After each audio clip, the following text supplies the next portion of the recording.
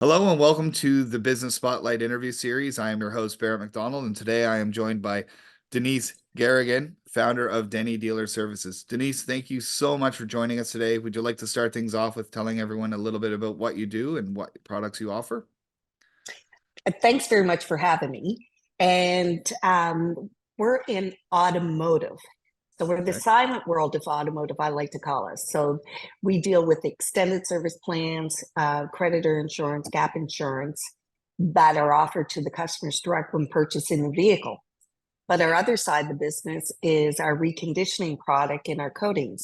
So our coatings are actually patented ceramic coatings, and we protect the car to add the value to the vehicle for up to 10 years. And we're also educating, because that's this area that's not had much education.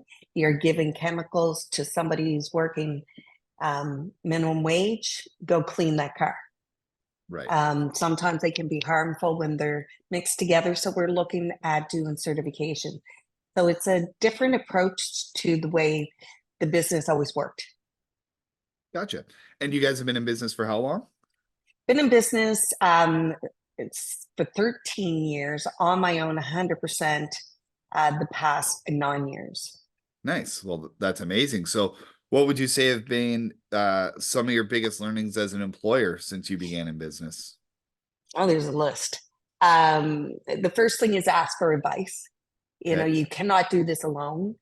There's so many personalities that you got to fit everyone together. A lot of people say, I need to find a mini me. I don't believe in that, and that was the hard part I had. I always wanted somebody to work just like I do. But as Right. my sister gave me really good advice, there's very few people that work that way. So you always look at people that will complement you. So learning the roles, learning the growth, learning everything on your own, I found that was a very much a tough learning curve being alone.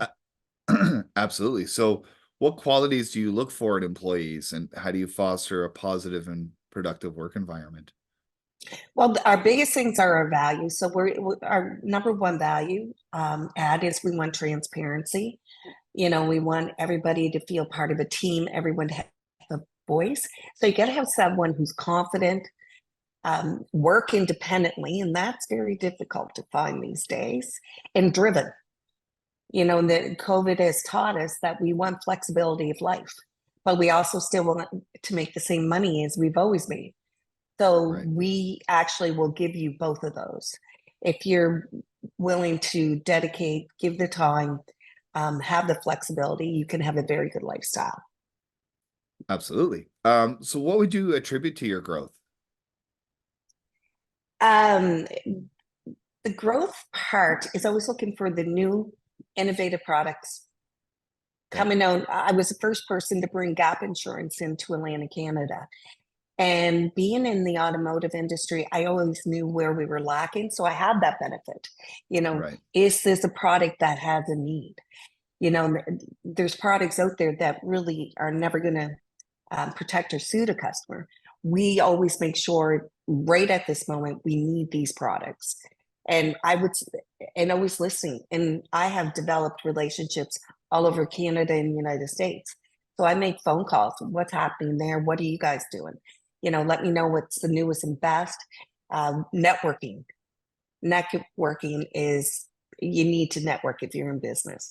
And it took me a long Absolutely. time to do that. Go to events, always be listening to what's happening, never shut yourself off. Yeah, never stop learning is definitely a motto at Action Coach because you can only work as far as your education has come. So, and education comes in so many different forms, whether it's self-taught, reading a book, or having a conversation with somebody. So, it's a true to stay on the forefront of everything. So, what would you say are some of the misconceptions about running a business, and how do you address them? The biggest misconception is it's easy. Um, Another thing is funding. A lot of the lenders look at you and, you need the money to grow, but then they want to see the growth. So I would say how the lenders look at businesses is a big Okay. misconception. They're all out there saying, we're here to help, we're here to help. But yeah, it's not always the way. Um, having finding people is easy. That is so tough, and not to have to babysit. Everybody thinks when you hire someone that they're up and running. Well, no, you really get to watch who they are and what they are. Time, time is tough because as an owner, we're not just I'm just starting to have some time. And Right. it's been 10 long years, and my friends be saying, "Hey, we're doing this, we're going golfing, we're doing this." No, I'm working. Yeah, you have to give it. You can't just accept it. You have to give it. Right. So on the topic of time, how do you try to balance your personal life with the demands of running a business? Um, Actually, our CRM is really good. So we use CRM called Pipe Drive. So I Okay. find it blocks off so that my team knows when I'm available.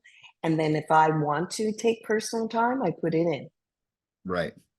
So I do make sure. And you know what? If I'm having a bad day, I don't deal with people. I go to my spot, do my work, research, and that was a hard thing because we always thought we need to get out and see the people. But if you're having a bad day, you're not bringing that into your customers. Right. That was difficult for me to do because I you always expect to go to them for them to lighten your day, but sometimes we have to walk away and just take a breather. But I always felt I had to be working from the time I got up till 7, 8 o'clock. And, it took a long time before I realized it's not effective. No. Take your breaks, take your lunch, um, go for a walk, get things done. And you feel better about what you're putting into your business instead of the business taken away from you. Yeah, you definitely notice a productivity drop as your energy level goes. So you're better off doing something different for a period of time to recharge your battery. So it makes sense. And a lot of the people that we're speaking to in this series say the same thing. You have to be purposeful with your schedule and give yourself permission to be purposeful with your schedule so that it's guilt free. So sounds like you're on the right track, which is really, really good to hear. So thinking about the last 13 or so years. If you had to start from square one in business all over again, what would you do differently? Oh, I don't know if I would have, but I'm glad I did. But it was just more, um, I did it 100% alone. Right. And you never have to be alone in a business. And that took me a long time before I realized, like the Center for Women in Business, getting a coach, having the support, asking for referrals, asking, I always thought we had to do this quietly and not discuss our wins, Right. because you're scared that if you discuss your wins, you may lose it, and as you grow to celebrate, you know, um, there's so many things I would have done different that I'm learning now, and it shouldn't have Okay. taken 10 years to get there. And realize saying thank you to people, or I need you, or that was tough. That was really tough. But I would say I've grown tenfold in the past 6 years, Nice. and that's helped with our growth for sure. And I would say substantially is just knowing the resources are there for anybody. We are so blessed in Canada to have the business support we actually do, but you got to ask for it and find it. Right. Absolutely. Which is really good. So, in kind of coming to a close here, for those that might be watching that are on the fence about starting their own business, what kind of advice do you have to them? Believe in you, because people are going to say you can't do it. I don't know how many people told me I never would make it. Believe in yourself, come up with a plan, have a business plan done, and run it by somebody. And make sure you put the negatives down as well as the positives, because we tend to, if we're trying to do this, we don't want to focus on what might happen.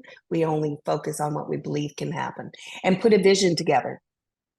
The vision helped me substantially figure out what direction we could go and scaling up. Absolutely. Well, that's some tremendously sound advice. So, thank you so much for your time today, Denise. It was great meeting you and learning about your entrepreneurial journey. And to everyone Thank you. watching, I look forward to seeing you next time. Thank you. You're welcome.